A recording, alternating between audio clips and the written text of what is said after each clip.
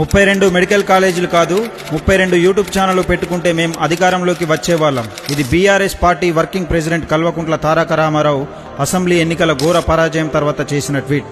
2023 assembly ఎన్నికల్లో BRS alias TRS party ఓటమికి YouTube ఛానళ్లే కారణమన్న తత్వం బోధపడింది కేటీఆర్కు.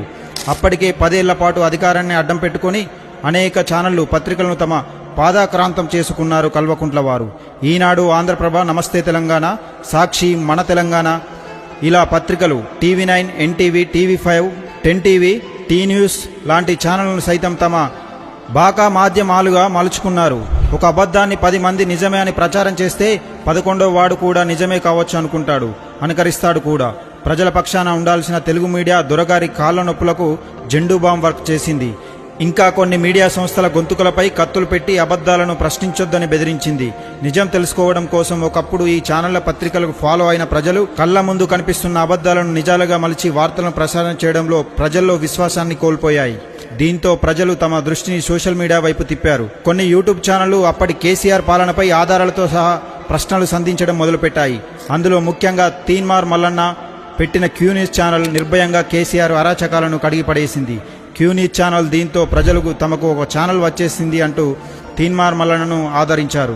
మార్నింగ్ న్యూస్ విత్ మల్లన్న పేరుతో ప్రజల్లోకి దూసుకువచ్చిన మల్లన్న ప్రతిరోజు రాష్ట్రంలో జరుగుతున్న ప్రభుత్వ స్కామ్లను బయటపెట్టడం మొదలుపెట్టారు. తీన్మార్ మల్లన్నను అనుకరిస్తూ మరికొన్ని యూట్యూబ్ ఛానళ్లు కూడా వెలిశాయి. మన తొలి వెలుగు, కాలోజీ టీవీ లాంటివి కూడా ప్రజలకు అందుబాటులోకి వచ్చాయి. మెయిన్ స్ట్రీమ్ మీడియాను యూట్యూబ్ ఛానళ్లు డామినేట్ చేసే స్థాయికి వచ్చేశాయి. ప్రధాన టీవీ ఛానళ్లలో రావాల్సిన కాళేశ్వరం కుంభకోణం, మిషన్ భగీరథ స్కామ్, ధరణి దగాలు, భూ మాయాజాలాలు క్యూ న్యూస్ లాంటి యూట్యూబ్ ఛానళ్లలో రావడంతో ప్రజలకు విషయం అర్థమైంది. మీడియా అంతా అమ్ముడుపోయిందని, మనకు మిగిలింది యూట్యూబ్ ఛానళ్లు మాత్రమే అనేది. ఇంకా చెప్పాలంటే యూట్యూబ్ ఛానళ్ల ప్రభావం ప్రజలపై ఎలా పడిందంటే ప్రభుత్వాన్ని ముచ్చెమటలు పట్టించిన తీన్మార్ మల్లన్నను 100 రోజులు జైల్లో పెట్టే స్థాయికి చేరింది. అక్రమ కేసులు పెట్టి ఆఫీసులు ధ్వంసం చేసి హత్యాయత్నాలకు కూడా ప్రభుత్వం వెనుకాడలేదు. తొలి వెలుగు రఘును ఏకంగా పోలీసులే కిడ్నాప్ చేశారు. కొంతకాలం పాటు జైల్లో బంధించారు. కాళోజీ శ్రీను బెదిరించి అక్రమ కేసులు పెట్టారు. ఇలా ప్రజలకు దగ్గరైన యూట్యూబ్ ఛానళ్ల కొత్తుకను నొక్కేందుకు కేసీఆర్ ప్రభుత్వం చాలా ప్రయత్నాలే చేసింది. డబ్బు ఎరగా వేసిన లొంగని మల్లన్న, రఘు, కాళోజీ శ్రీనివాసులు కేసీఆర్ రాజకీయ పతనానికే మొగ్గు చూపారు. గ్రామస్థాయిలో ఈ ముగ్గురు యూట్యూబర్లు చెప్పిన విషయం ప్రతి ఇంటికి చేరింది. కేసీఆర్ మోసాలు, దోపిడీ, అరాచకాలు ప్రతి శరీరాన్ని తాకాయి. దీంతో 2023 అసెంబ్లీ ఎన్నికల్లో ఘోర పరాజయం పాలయ్యాడు కేసీఆర్. 100 సీట్లు మావే, మళ్లీ కేసీఆర్ అంటూ చెప్పుకున్న కేసీఆర్ ఫ్యామిలీ అండ్ బాకా బ్యాచ్ నోట్లో వెలక్కాయ పడ్డట్టు అయింది. ఈ ముగ్గురు యూట్యూబర్లు బీజేపీ వైపు కాకుండా కాంగ్రెస్ ను ఆల్టర్నేట్ పార్టీగా ప్రాజెక్టు చేయడంతో ఘన విజయం కాంగ్రెస్ ఖాతాలో పడింది. మల్లన్న ఓపెన్ గానే కాంగ్రెస్ పార్టీకి ఓట్లు వేయండని పిలుపునిచ్చాడు. ఘోర పరాభవాన్ని చవిచూసిన కల్వకుంట్ల ఫ్యామిలీ ఓటమికి గల కారణాలు విశ్లేషించుకునే పనిలో పడింది. ప్రజలను మీడియా ద్వారా కొంత మేనేజ్ చేసినప్పటికీ వాస్తవాలను దాచలేకపోయామన్న విషయం బయటపడింది. కేసీఆర్ ప్రభుత్వం పైన వ్యతిరేకత రావడానికి కారణం తీన్మార్ మల్లన్నకు చెందిన క్యూ న్యూస్, తొలి వెలుగు రఘు, కాళోజీ శ్రీనివాసులు మరికొన్ని యూట్యూబ్ ఛానళ్లే అన్న విషయం నిర్ధారణకు వచ్చి 32 మెడికల్ కాలేజీలు కాదు 32 యూట్యూబ్ ఛానళ్లు పెట్టుకుంటే మేం గెలిచేవాళ్ళమని కేటీఆర్ ట్వీట్ చేశాడు. యూట్యూబ్ ఛానళ్ల ద్వారా కోల్పోయిన అధికారాన్ని అదే యూట్యూబ్ ఛానళ్ల ద్వారా తిరిగి రాబట్టుకోవాలనే ఐడియా కల్వకుంట్ల బుర్రలోకి చేరింది. అలా చేరిందే తడువు ఏకంగా 20 యూట్యూబ్ ఛానళ్లను పెట్టించేశాడు.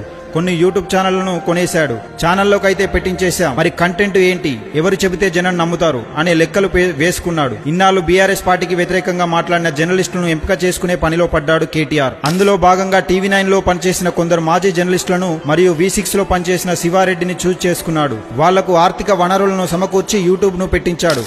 ఇది కేటీఆర్ అండ్ బీఆర్ఎస్ అధికార పట్టం కడుతుందో లేదో దేవుడెరుగు, కానీ V6 లో డెబిట్ నడిపిస్తూ వచ్చిన శివారెడ్డికి మాత్రం కలిసొచ్చింది. అప్పటికే డెబిట్లకు వచ్చే వారి దగ్గర డబ్బులు వసూలు చేస్తున్నాడన్న ఆరోపణ నేపథ్యంలో అతను తొలగించేందుకు V6 యాజమాన్యం సిద్ధమైంది.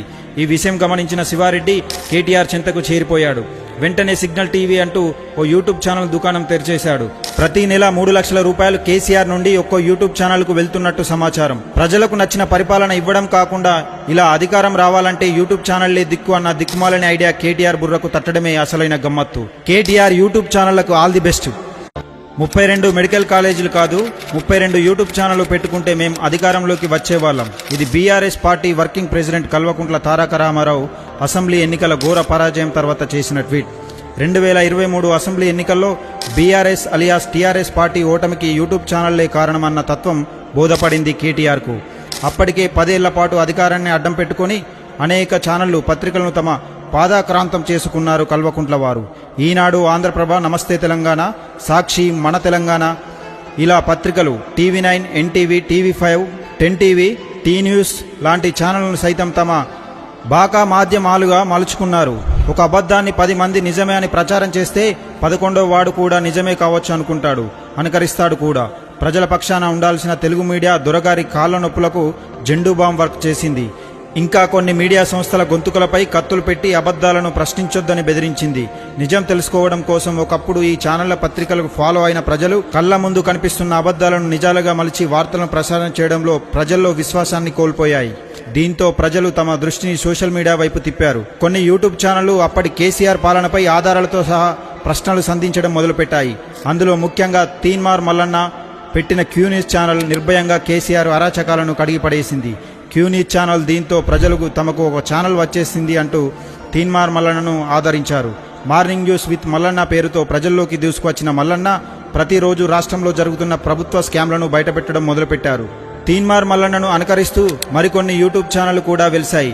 మన తొలి వెలుగు, కాలోజీ టీవీ లాంటివి కూడా ప్రజలకు అందుబాటులోకి వచ్చాయి. మెయిన్ స్ట్రీమ్ మీడియాను యూట్యూబ్ ఛానళ్లు డామినేట్ చేసే స్థాయికి వచ్చేశాయి.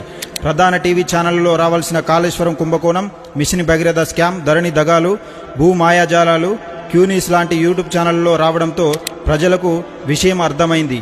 మీడియా అంతా అమ్ముడుపోయిందని, మనకు మిగిలింది యూట్యూబ్ ఛానళ్లు మాత్రమే అనేది. ఇంకా చెప్పాలంటే యూట్యూబ్ ఛానళ్ల ప్రభావం ప్రజలపై ఎలా పడిందంటే ప్రభుత్వాన్ని ముచ్చెమటలు పట్టించిన తీన్మార్ మల్లన్నను 100 రోజులు జైల్లో పెట్టే స్థాయికి చేరింది. అక్రమ కేసులు పెట్టి ఆఫీసులు ధ్వంసం చేసి హత్యాయత్నాలకు కూడా ప్రభుత్వం వెనుకాడలేదు. తొలి వెలుగు రఘును ఏకంగా పోలీసులే కిడ్నాప్ చేశారు. కొంతకాలం పాటు జైల్లో బంధించారు. కాళోజీ శ్రీను బెదిరించి అక్రమ కేసులు పెట్టారు. ఇలా ప్రజలకు దగ్గరైన యూట్యూబ్ ఛానళ్ల కొత్తుకను నొక్కేందుకు కేసీఆర్ ప్రభుత్వం చాలా ప్రయత్నాలే చేసింది. డబ్బు ఎరగా వేసిన లొంగని మల్లన్న, రఘు, కాళోజీ శ్రీనివాసులు కేసీఆర్ రాజకీయ పతనానికే మొగ్గు చూపారు. గ్రామస్థాయిలో ఈ ముగ్గురు యూట్యూబర్లు చెప్పిన విషయం ప్రతి ఇంటికి చేరింది. కేసీఆర్ మోసాలు, దోపిడీ, అరాచకాలు ప్రతి శరీరాన్ని తాకాయి. దీంతో 2023 అసెంబ్లీ ఎన్నికల్లో ఘోర పరాజయం పాలయ్యాడు కేసీఆర్. 100 సీట్లు మావే, మళ్లీ కేసీఆర్ అంటూ చెప్పుకున్న కేసీఆర్ ఫ్యామిలీ అండ్ బాకా బ్యాచ్ నోట్లో వెలక్కాయ పడ్డట్టు అయింది. ఈ ముగ్గురు యూట్యూబర్లు బీజేపీ వైపు కాకుండా కాంగ్రెస్ ను ఆల్టర్నేట్ పార్టీగా ప్రాజెక్టు చేయడంతో ఘన విజయం కాంగ్రెస్ ఖాతాలో పడింది. మల్లన్న ఓపెన్ గానే కాంగ్రెస్ పార్టీకి ఓట్లు వేయండని పిలుపునిచ్చాడు. ఘోర పరాభవాన్ని చవిచూసిన కల్వకుంట్ల ఫ్యామిలీ ఓటమికి గల కారణాలు విశ్లేషించుకునే పనిలో పడింది. ప్రజలను మీడియా ద్వారా కొంత మేనేజ్ చేసినప్పటికీ వాస్తవాలను దాచలేకపోయామన్న విషయం బయటపడింది.